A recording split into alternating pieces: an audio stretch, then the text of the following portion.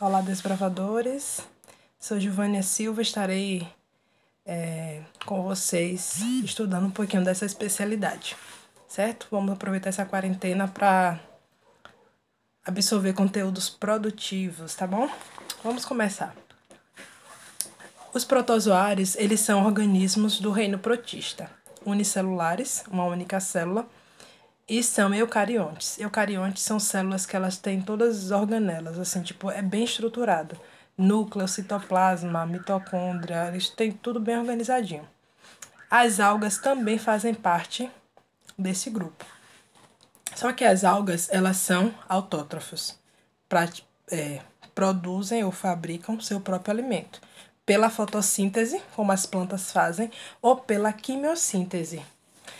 E já os protozoários, eles são heterótrofos, eles não sintetizam o próprio alimento. Esse grupo ele é formado por cerca de 45 mil espécies e são agrupadas em 4 filos diferentes: ameboides, flagelados, ciliados e esporozoários. Esse agrupamento foi feito de acordo com a locomoção. A maioria das espécies dos protozoários eles habitam em ambientes aquáticos, água doce ou água salgada, mas alguns também se encontram em ambientes terrestres úmidos. Eles possuem um importante papel na cadeia alimentar e também no parasitismo, porque boa parte dos protozoários são parasitas. Vamos ver agora as características gerais desses protozoários. A primeira é a membrana plasmática. Pode ser simples, uma membrana simples, ou pode ser uma membrana mais reforçada, mais rígida, com carapaço de calcário. E através dela são realizadas as 3 coisas importantes, que é a troca gasosa, a absorção de partículas, a alimentação e a excreção. Poderíamos dizer assim que é o cocô do protozoário. O segundo item é a alimentação. Então, a digestão ela é realizada através dos vacúolos digestivos.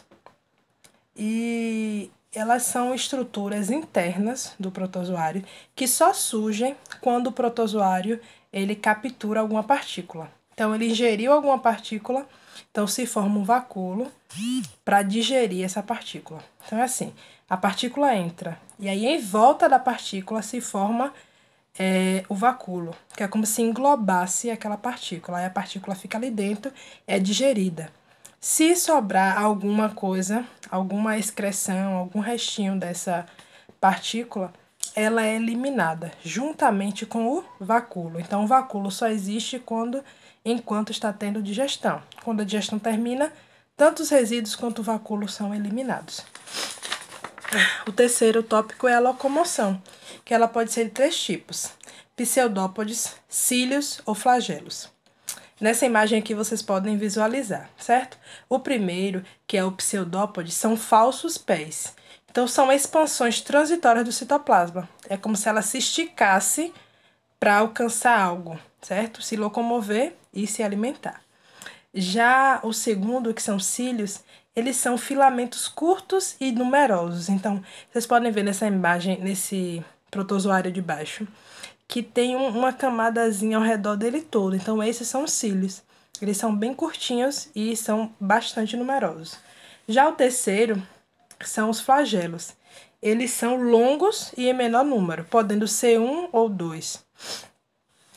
Todos esses meios de locomoção que eu falei, eles são para locomoção e para alimentação. O quarto é a reprodução. A reprodução ela pode ser assexuada ou pode ser sexuada. Assexuada é quando a célula cresce. Cresce até se dividir. Mas ela cresce assim, tipo, os itens internos da célula, eles vão sendo divididos também.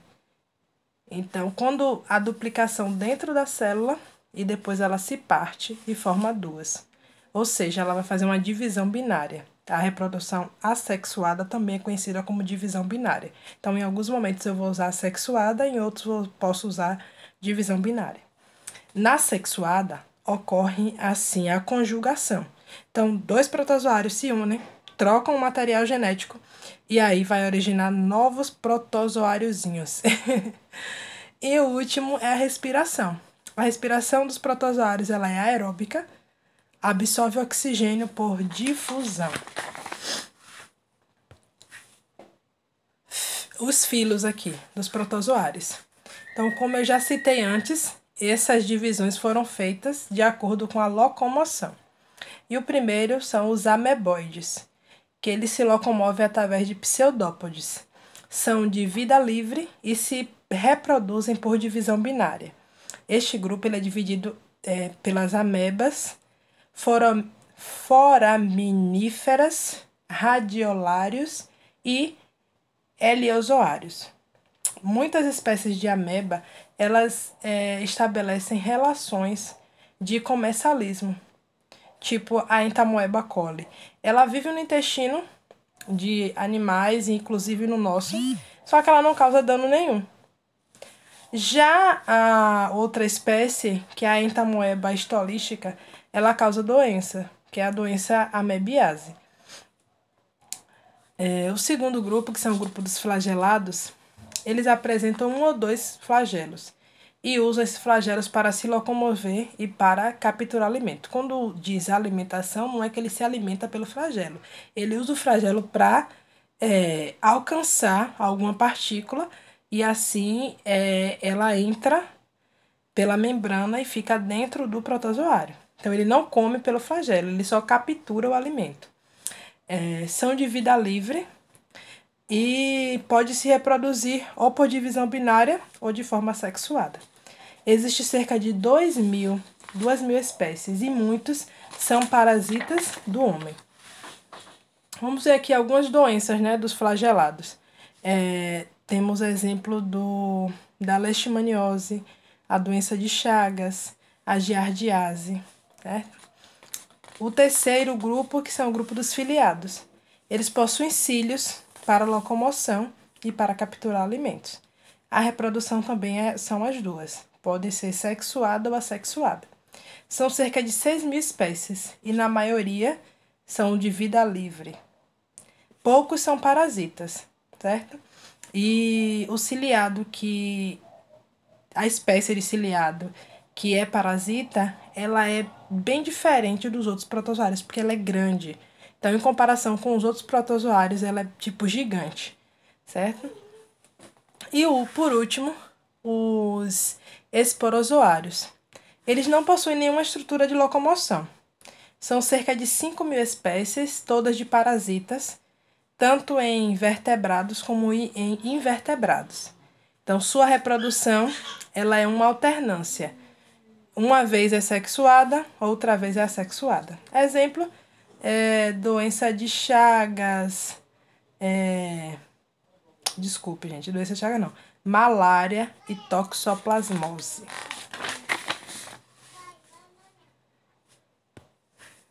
Vamos ver aqui agora, conhecer um pouquinho de algumas doenças causadas pelos protozoários e as formas de prevenção. A amebiase ela é uma infecção parasitária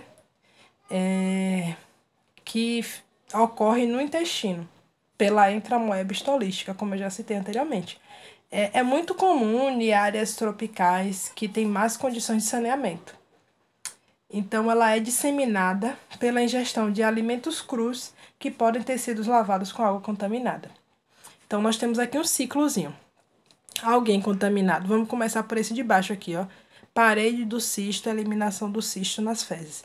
Alguém infectado pela ameba, Entamoeba stolística, faz cocô em algum local, próximo de algum rio, próximo de algum lago. Ou até mesmo a questão das fossas, que antes se usava muito. Tem locais que não tem esgotamento público, que ainda se usam as fossas. Então, todas as fezes da casa vai para aquela fossa. Então, dali pode haver contato com o lençol freático. Então, aquela água fica contaminada, certo?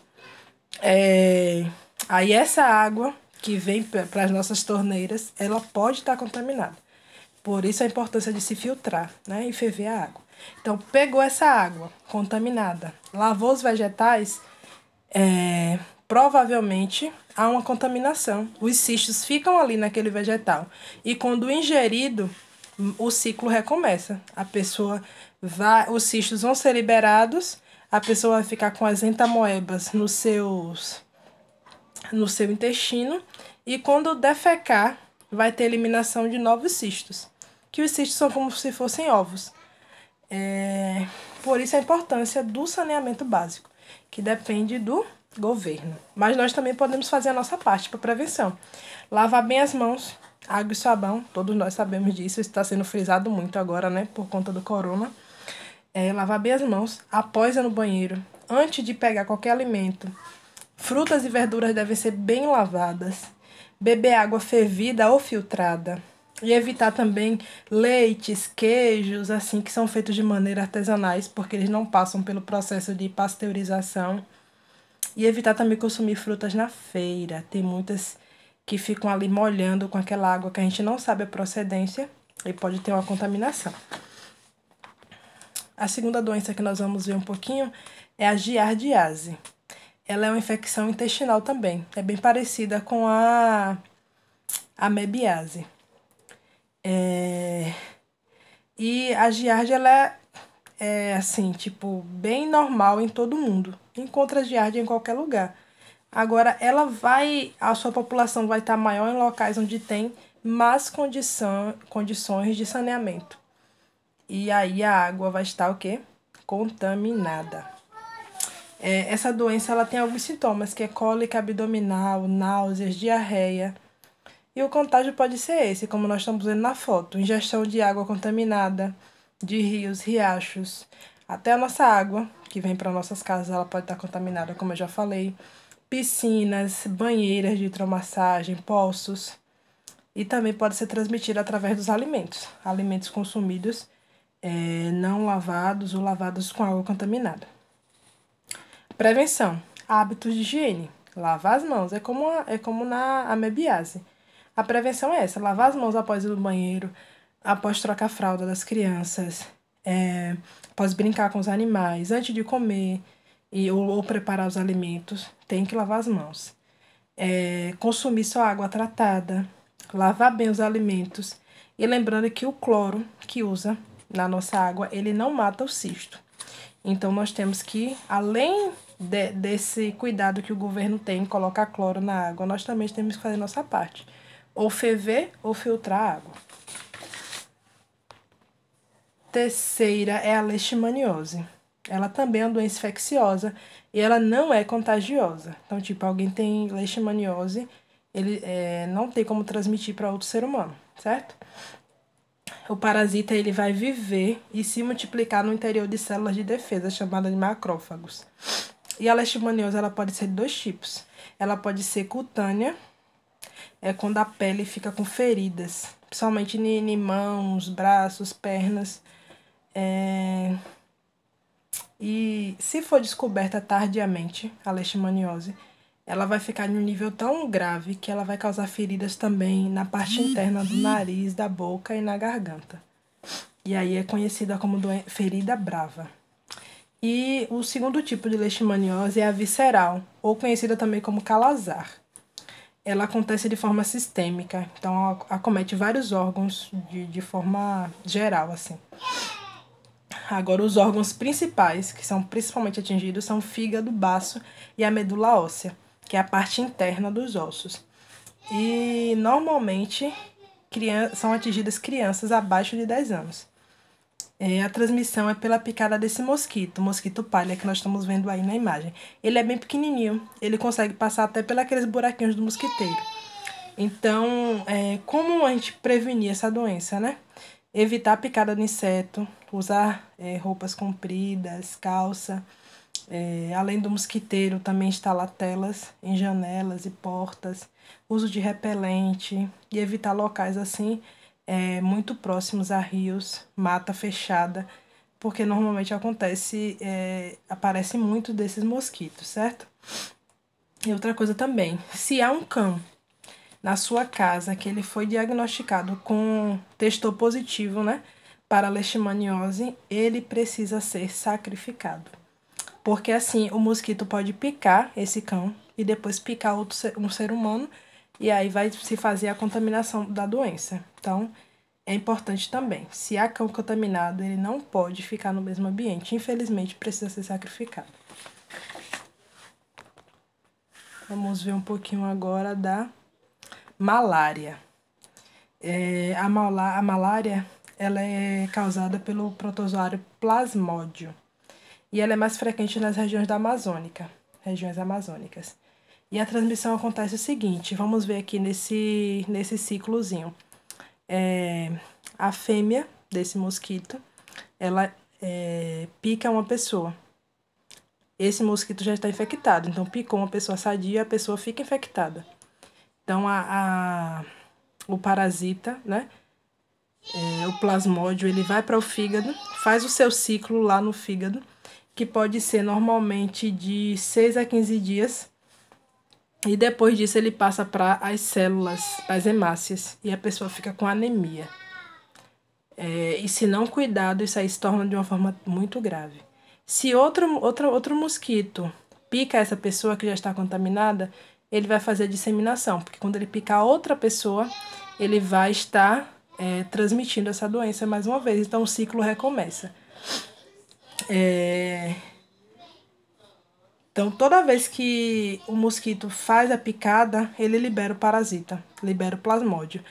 E também pode ser transmitido também essa doença por transfusões de sangue que não observam os critérios de biossegurança, né, para uma transfusão de sangue segura. Seringas infectadas, então não devemos compartilhar seringas. Então, se a seringa já foi usada, ela tem que ser descartada. As mães, quando estão grávidas, se elas forem contaminadas, infectadas, né, com a malária, consequentemente ela vai estar passando para o seu filho. Então, como eu falei, os ciclos são de 6 a 15 dias, dependendo do tipo do plasmódio. E ele, dentro do mosquito, a reprodução dele é assexuada. Dentro da pessoa, a reprodução é assexuada. Dentro do mosquito, a reprodução é sexuada.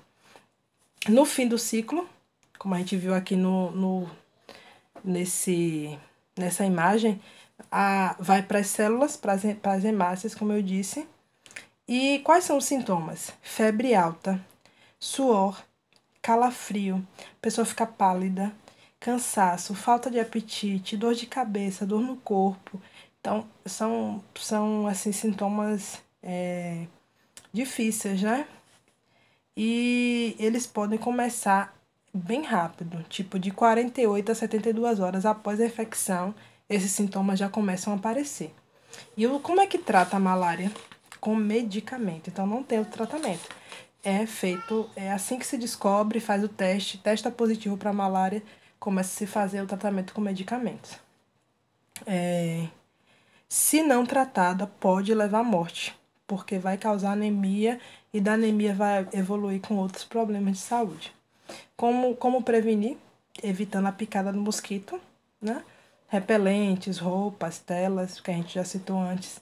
E evitar também o acúmulo de água parada. Porque na água parada é onde o mosquito coloca seus ovos para começar nascerem novos mosquitos. Então, a gente interrompendo esse ciclo, evitando a água parada, o mosquito não vai se reproduzir, tipo assim, né? Vai se reproduzir, mas os seus ovos não vão nascer novos mosquitos.